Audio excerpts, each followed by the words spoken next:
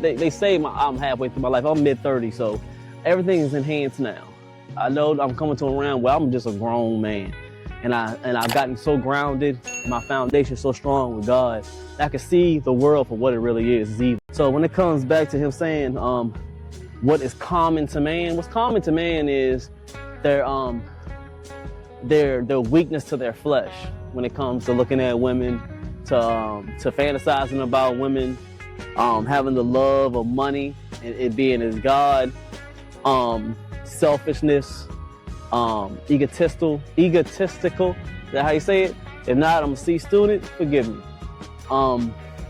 Or just being so absorbed with themselves that they think they're so much of a man, they don't understand that their father is the man. They're the one, that's where they get their essence is from. So I can see it, a lot of it, especially when it comes to the temptation of women. That's when it says the C's.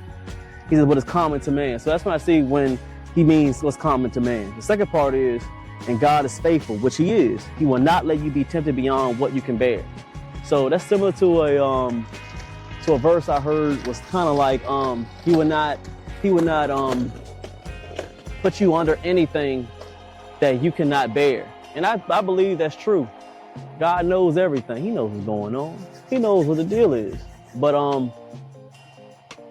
just know that he's already there. He will not put anything on you that you cannot bear.